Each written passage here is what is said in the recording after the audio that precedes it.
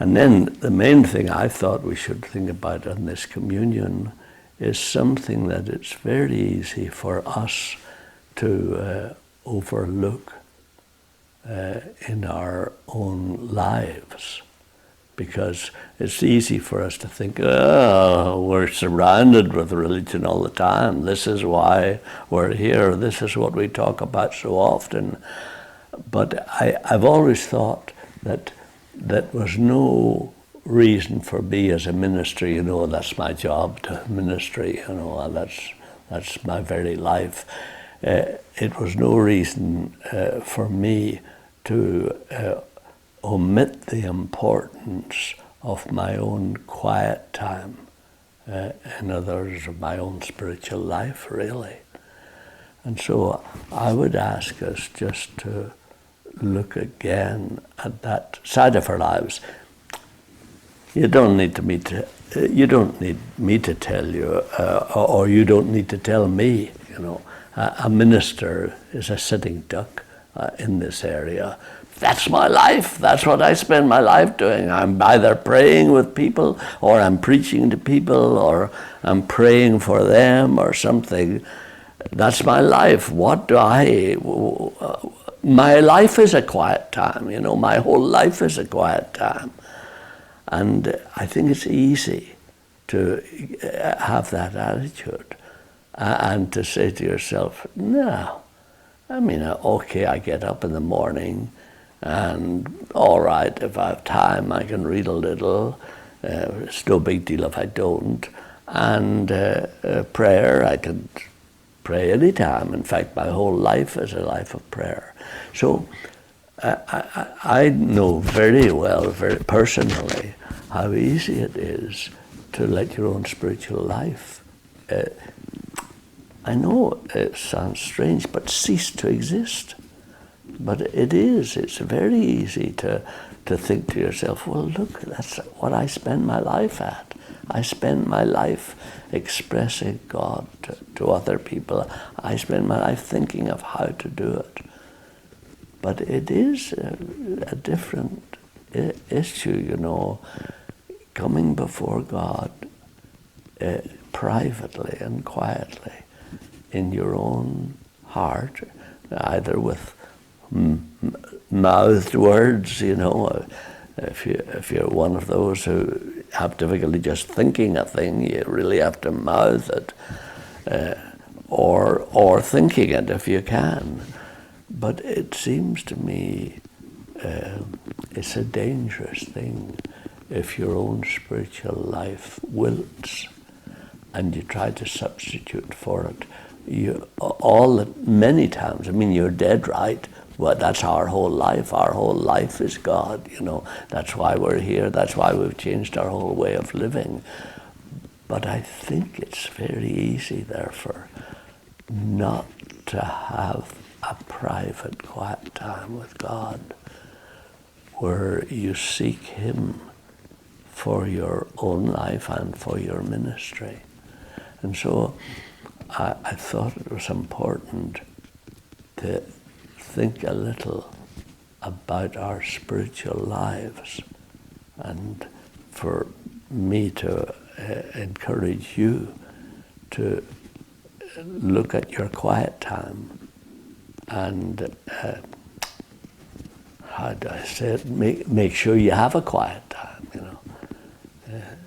It's so easy to take a piece and read it, and then just as you're going out or as you're in the car, to whisper some prayers to God.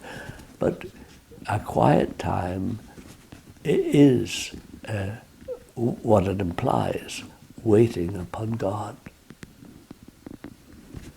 And I think I've said to you before, the little example that I use, and you get into so many twisted theories in your own mind, you know, there are times when you have to pull yourself together and pull it out. And I thought, waiting upon God. Oh, yeah. Oh, yes, King James, you know, and King Charles and all those guys. They would be there on the throne, and then courtiers would come in and wait upon them, you know. Almost gather in before them and spend time there, you know. Maybe the whole morning they'd spend just waiting upon the king, you know. And of course it could be for many, you know, waiting to see who was coming to see him or what the action was in the political world. But for many of them in the old days, it was actually waiting upon God. Your Majesty, do you need anything? Do you need anything? Is there anything I can bring you? Or, of course, if that gets a bit boring, I'd like to show you this that I'm doing. What do you think of that? And it was very much a waiting upon the king, you know. It was kind of, what's your pleasure, you know? Would you like to look at this that I'm doing? Or would you like to look at this? Or I wondered, I was going to do this. Do you think I should do that with that piece of land? I was thinking my son could maybe serve in this part of your army. Would you like to come? We're having something at my castle tonight. You know, would you like to come to it? It was that kind of thing. That's what they meant by waiting upon God. Kind of almost looking into his eyes, you know, and seeing where is his interest, you know. And that came home to me as I thought about it. Oh yes, I see. That was waiting upon the king. I see. You kind of waited to see if he would say anything. Waited to see if he expressed any wish or any desire. Waiting to see was there anything that he wasn't pleased with.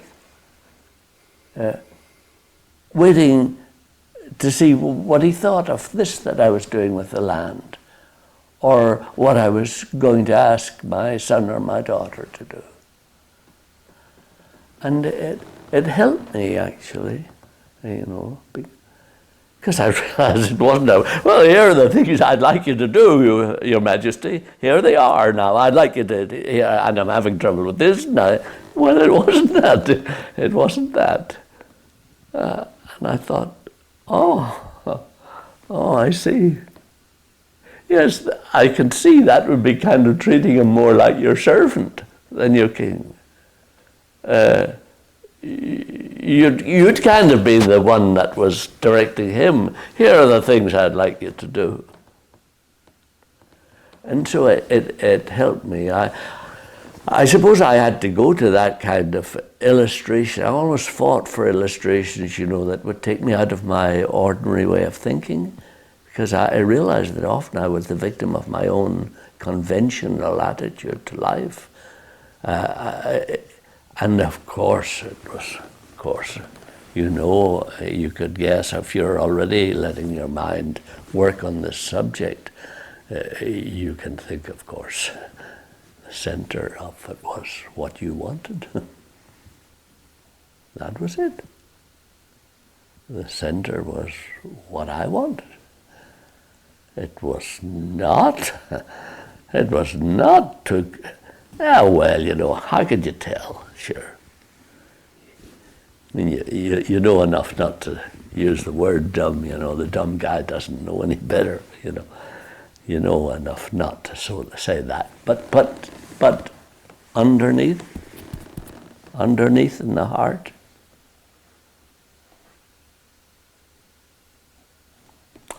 a little bit disconcerting for me when I first saw it. I did have a list. But it wasn't a list of what I could do for him. It was a list of the things I wanted him to do. So it helped me. I don't know if it'll help you, you know, but that term, using that old, I think of it as 18th century because I specialized in 18th century literature in one of the degrees. So I thought a list of the things that I wanted,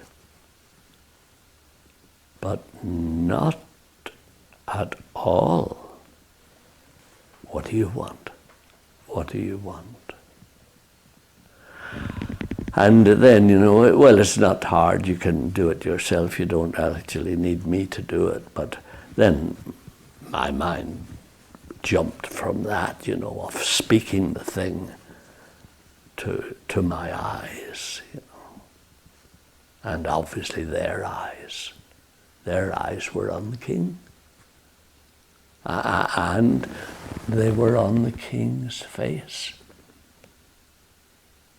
Why were they on his face? Because they knew his face was something that expressed what his heart was and what he was thinking about and what was important to him. So they all would watch, see the king. Not just was he in a good mood, but as somebody said something, what did he think of that? Was he in favor of that? Was he in favor of them doing that? Or was he not? And so that helped me. And the Bible verse, was good. I will guide you with my eye. I will guide you with my eye. And I realized,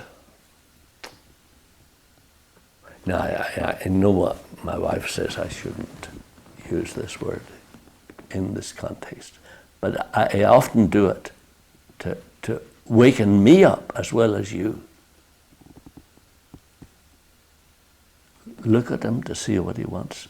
I don't give a damn what he thinks. And that hit me,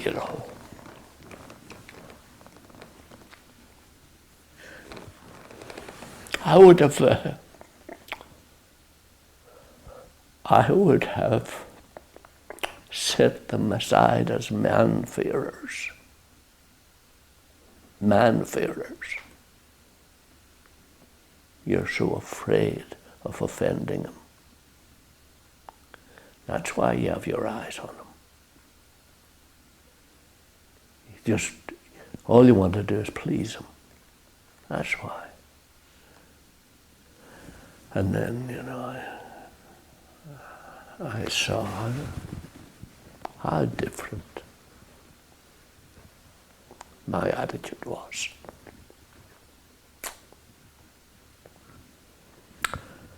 What does he think? I haven't a clue what he thinks. Haven't a clue. This is my life. I'm responsible for it. I'm here to do the things that I think are best, with a little help, with a little guidance. I'm not opposed to doing things that he might be in favor of. In fact, generally, I live my life, generally, to do that. So, I'm interested, very interested. Not very interested. I mean, I'm responsible for my own life. He's given me the responsibility to live this life. Anyway, I don't think I need to draw it out. You can see what came home to me. That I was upside down. I was very upside down. I was not terribly concerned with what he thought and what he wanted. If you'd pressed me, I would say, how do you know? How do you know anyway? Well, do you watch for something in the sky, or do you watch a hint in somebody else's face? So that's what started me about spending time trying to think out what he wanted. What was his attitude to this? What did he really think of this? And what do you want me spending my precious time at? So that, I just bring that before you, you know. And you have to find that. Well, that's it. Part of what I'm saying to you is, part of our task is to know what our Father wants for each one of us this day, and what he wants our attitude to be during this day and at night. And to know that, you know, I use words to try to waken us up, you know. You need to know what the guy's thinking.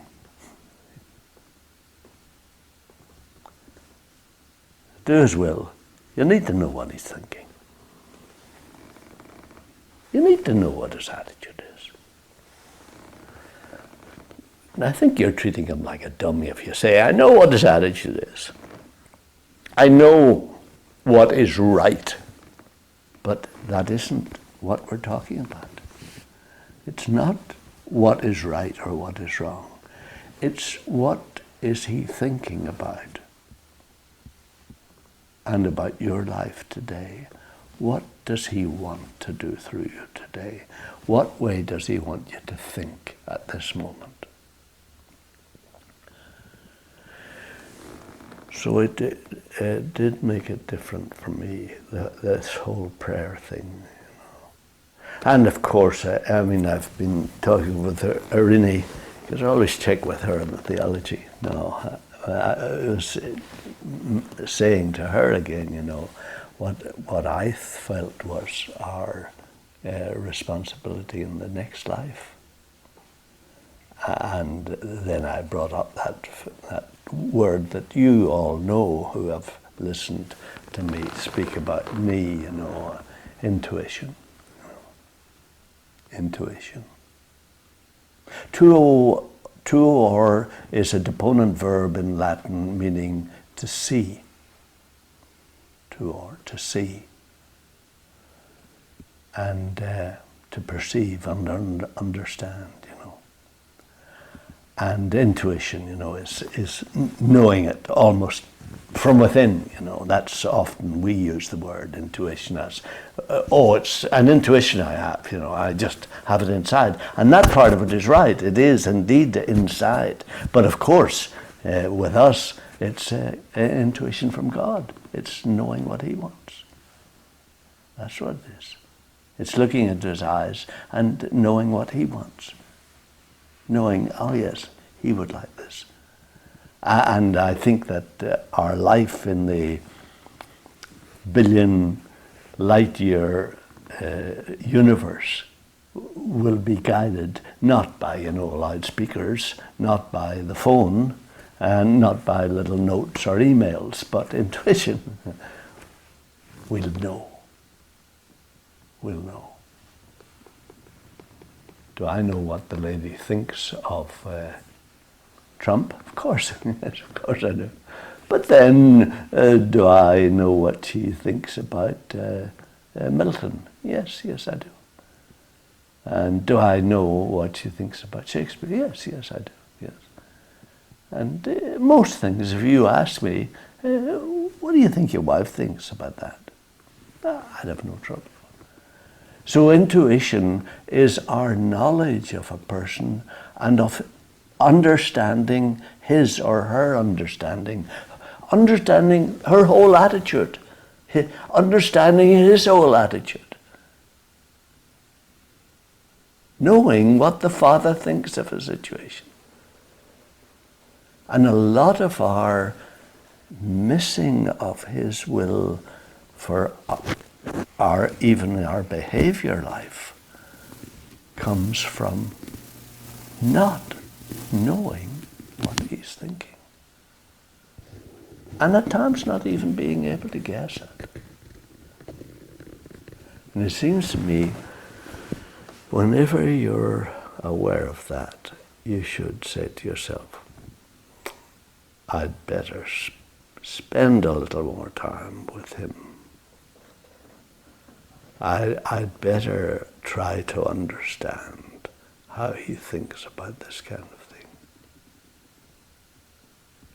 Because of course that will be what we'll use when we get into this billion light year universe that is so vast and will not work through phones. But you'll be a billion light years from him, maybe, and you'll have to do something with that sphere. And how will you know that? Intuition. You'll know him so well that you'll actually know the details of what he wants you to do at that millisecond. So it's it's worth thinking of. What is this waiting upon God? And what is this getting guidance from him about? And to tell the truth, I think, what is my life like now? How do I operate now? Do I operate by emails, twice a day, or maybe just once a day at the beginning? Or do I know what he'd think of that situation? And it seems to me, most importantly, what is his attitude to this situation?